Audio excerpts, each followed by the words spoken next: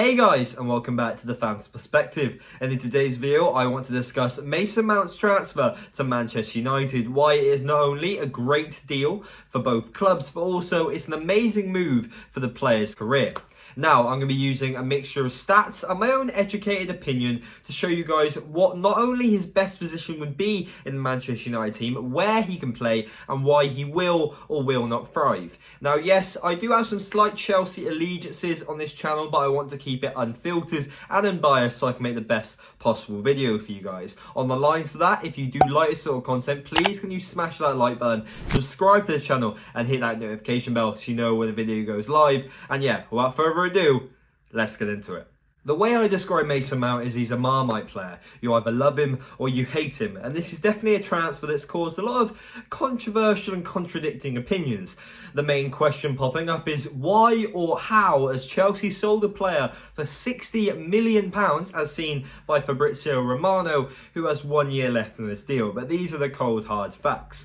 He's a homegrown player, he's an England international, and this adds at least 20 to 25 million onto your price tag compared to if he was Brazilian or Algerian or any other nation pretty much, just because of the status quo in this league. And also, yes, he's coming from a Chelsea side which were crumbling, but you have to be honest, he was arguably the main man in a team that conquered all of Europe under Thomas Tuchel. And for those who say, oh, he wasn't the best, he wasn't that good under Thomas Tuchel or other managers, he's got 2 individual Player of the Year awards to prove for it. To make the video a little bit more interesting, I wanted to split the content into segments. So this is his best role.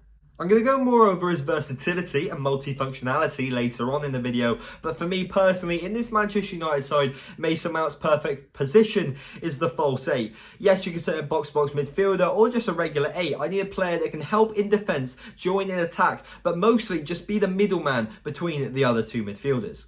Over the years, and as Mason Mount progressed from Cobham through the ranks and into the first team, he was given the trait of proper chels. Now, we all know what this means. He gets given a banner and he lives, breathes and dies Chelsea Football Club. But as you've seen, the last few days, this has very quickly disintegrated, with himself forcing his way out of the club. Over these years, he was compared to other Chelsea great midfielders like Frank Lampard, but he's completely different. He's completely unique, but something he definitely is an upgrade on every single midfielder Manchester United have at the club at the minute, apart from the 2 key stars. At one end, you have Casemiro, at the other, you have Bruno Fernandes, but I believe Mason Mount can be a perfect middleman.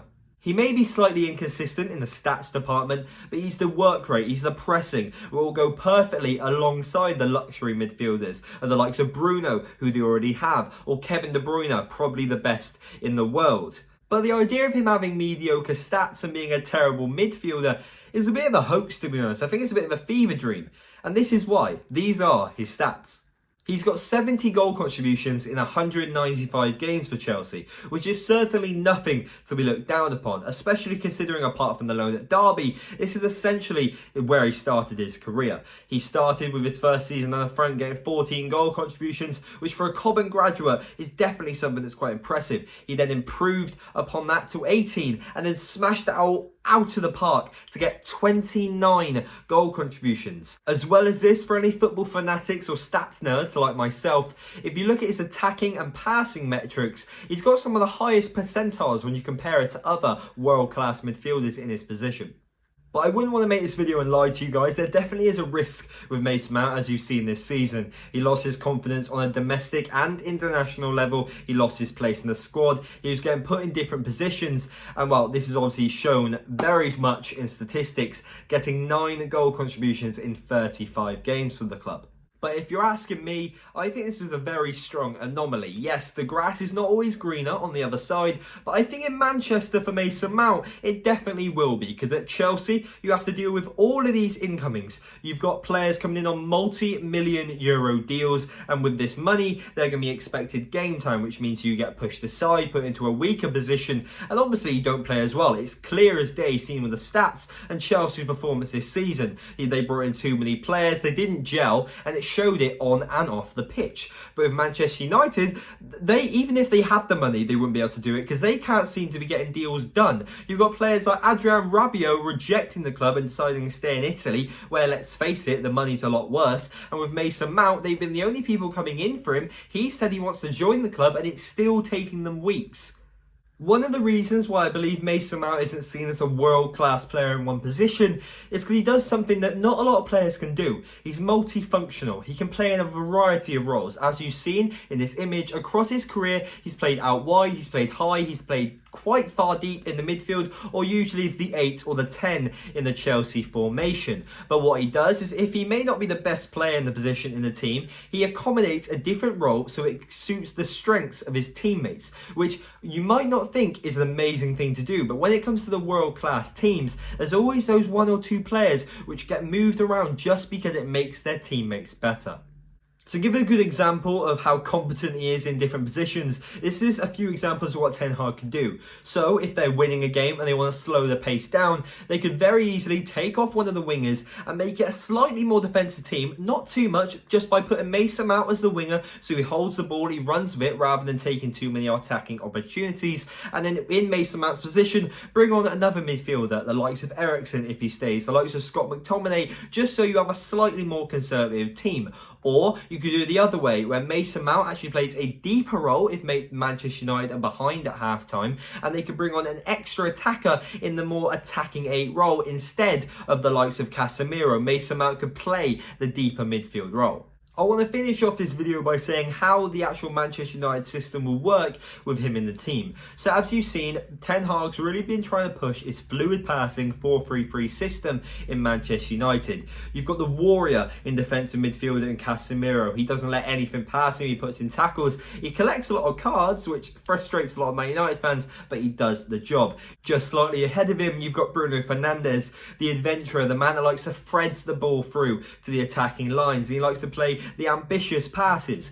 But then you've got the middleman. I don't really have a nickname for him, but at the minute, I would like to call him the jester, because the likes of Eriksen, Fred and McTominay, they're just not really getting the job done, and I think this is a void that the Mason Mount could fill very, very well. The midfielders that have accommodated this role have been harshly criticised for the speed and manner in which they move the ball in transition. Then there's Mason Mount. Give him the ball on the half turn, a little bit of skill to get him out of a tight situation, and he's got the intent and the passion to get the ball forward, and even if he lays it off, the intent to actually get in the box to grab something for himself. If you want my honest opinion, I would be a little bit offended considering the manner in which it's ended after all that himself and the Chelsea fans have been through over the years. But at the end of the day, football is a business and you have to look at it on a few factors. Is it a great move for his career? I personally think so. I think he'll be a starter and I think he'll actually take himself to the next level.